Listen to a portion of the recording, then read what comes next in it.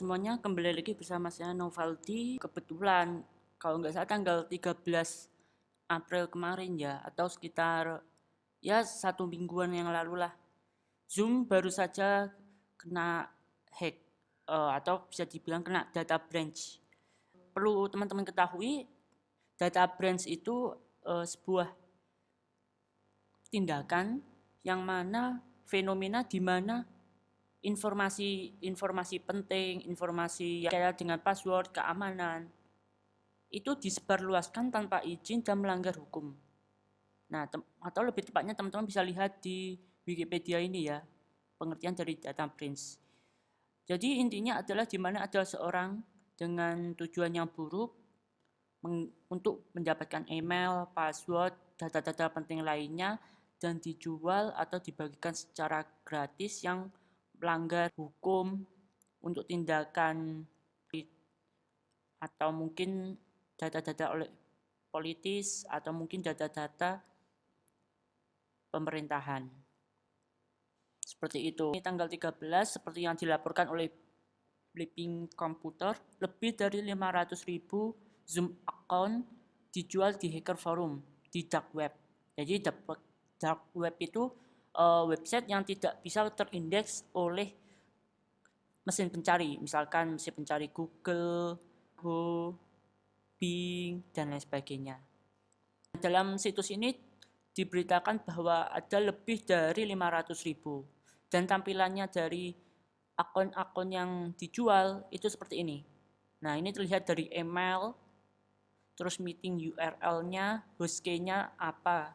Nah, yang dijual itu adalah email address, password, personal meeting URL, dan host key-nya dia. Nah, ini berbahaya banget buat teman-teman yang memiliki email, yang mana email sama passwordnya itu sama dengan email yang digunakan di Google Mail. Seperti itu. Nah, sebelumnya sih di Quora saya sudah nulis sedikit tentang Zoom. Jadi ada orang yang bertanya, apakah Zoom sangat berbahaya sampai banyak negara melarang menggunakan aplikasi itu? Nah, di sini saya berusaha menjelaskan permasalahan apa saja yang ada di Zoom, terus permasalahan yang udah ditambal oleh Zoom, bagaimana Zoom berusaha memperbaiki aplikasinya, dan kesimpulannya. Nah, teman-teman bisa membaca jawaban saya ini di deskripsi URL di YouTube, atau bisa saja langsung ke Quora Indonesia, seperti itu. Bagi teman-teman yang mendaftar di Zoom dan merasa bahwa apakah emailnya masuk dalam list dari email yang telah dijual di forum hacker, maka saya menyarankan untuk melihat di website Have I Been Pwned. Nah, jadi website ini untuk mengetahui apakah akun kita itu pernah kena data breach. Ya, itulah pokoknya namanya. Nah, karena email kita kan pasti nih sering digunakan untuk mendaftar di berbagai website. Entah itu di Quora, entah itu di Zoom, entah itu di Facebook, atau Moodle, atau Bukalapak, yang mana kita sendiri tahu bahwa Bukalapak pun pernah kena kasus, bukan kasus sih, pernah kena data breach. Nah, kalau lihat Bukalapak telah mengkonfirmasi bahwa customer-nya pernah kena data breach. Nah, ini sangat berbahaya sekali. Apalagi kalau teman-teman password di Bukalapak dengan password yang ada di email itu sama. Kayak gitu. Nah, oleh karena itu saya menyarankan untuk cek apakah akun kita itu sudah pernah emailnya terekspos atau daftar di sebuah situs, terus situs tersebut pernah kena data breach, seperti itu. Nah, misalkan kita ketik saja emailnya, teman-teman yang ingin dicek. Setelah teman-teman nanti cek ketikan email, terus klik paut tadi, teman-teman bakal terlihat nih, list website yang menggunakan emailnya teman-teman untuk didaftarkan di situs-situs yang pernah kena data breach. Di sini ada 3 kali situs yang saya gunakan untuk mendaftar, dan 1 kali tahu ini seperti apa maksudnya. Nah, nanti bisa teman-teman cek sendiri karena saya belum begitu memahaminya. Di sini disarankan kan 3 step untuk memperbaiki keamanan pada akun kita. Yaitu pertama misalkan menggunakan onepassword.com. Jadi onepassword.com itu sejenis password manager ya, untuk teman-teman ketahui, sehingga dia bisa menggenerate password secara acak dan lebih kuat, dan bakal menyimpannya untuk tiap website yang berbeda. Jadi antara password di Google, password di Zoom, password di Quora, password di Facebook, Twitter, dan semuanya berbeda, dan password-password tersebut kuat. Nah, dia juga punya two-factor authentication dan bakal menyimpannya di password manager, seperti itu. Nah, nanti ketika teman-teman sudah daftar di OnePassword itu, ketika ada data breach yang terjadi lagi, teman-teman bakal mengetahuinya, seperti itu. Nah, di sini saya tadi sudah memasukkan email saya dan terlihat bahwa website ini yang saya daftarkan dengan akun saya pernah terjadi data breach. Apollo pada Juli 2018, Canva Mei 2019, dan Disqus pada Oktober 2017. Jadi ketika tahun-tahun ini harusnya saya sudah mengganti emailnya. Email yang saya gunakan misalkan pada Apollo seperti email address, nama, lokasi, job, nama, nomor HP, dan lain sebagainya, ini datanya terekspos, entah itu di forum hacker, entah itu di dark web. Begitu juga dengan Canva, email address, lokasi, nama, password. Jadi harusnya saya mengganti password di Apollo, password di Canva, password dan di Disqus. Nah, kalau misalkan password di Canva sama password email di Google sama, ya artinya saya harus mengganti password yang ada di Google. Kenapa?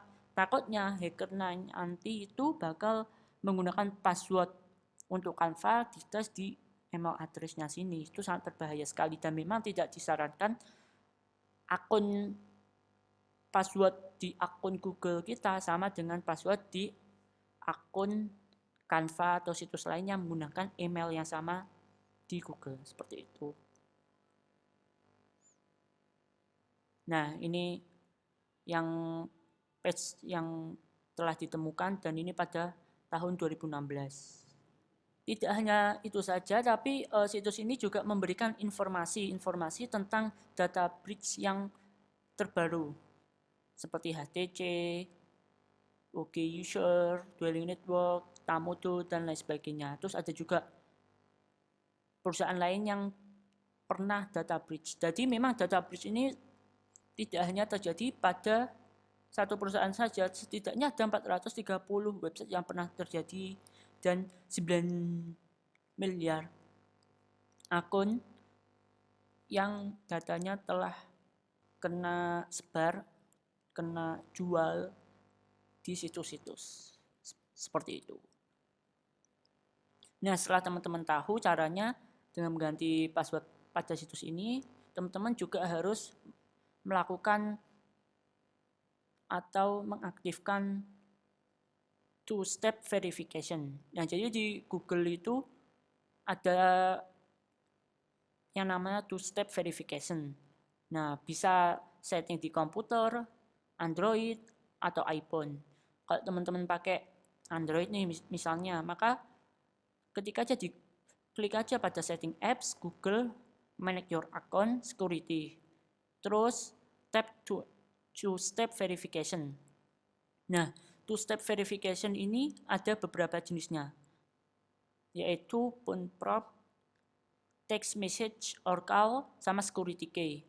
Jadi phone prompt ini ketika kita masukkan email baru di komputer lain, dia akan meminta second verification di HP kita. Jadi ketika kita ingin login di email lain, email kita di komputer lain, maka smartphone kita akan menerima phone prompt menyetujui atau tidak bahwa yang di laptop itu merupakan akun kita. Kalau kita ketik yes, ya maka yang ada di laptop nanti bakal login seperti itu. Contoh phone props kayak gini. Ini merupakan contoh notifikasi phone props. Jadi dia bakal trying to sign in from another computer.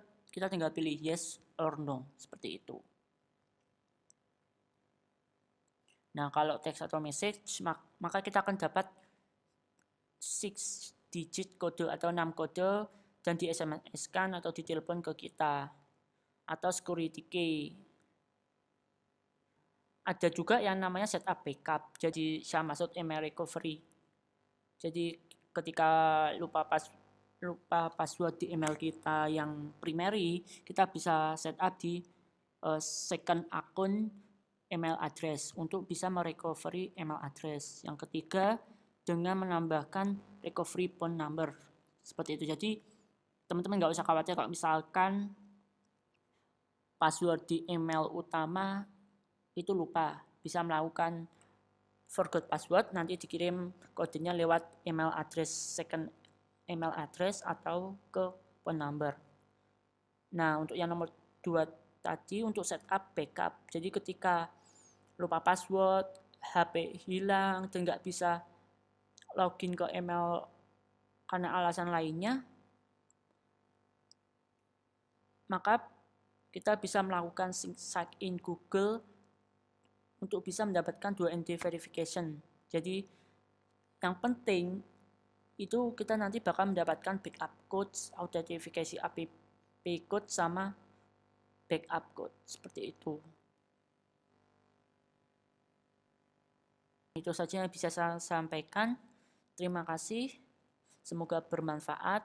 Nanti saya akan lebih lanjut bagaimana kita mengamankan Google account kita. Terima kasih. Wassalamualaikum warahmatullahi wabarakatuh.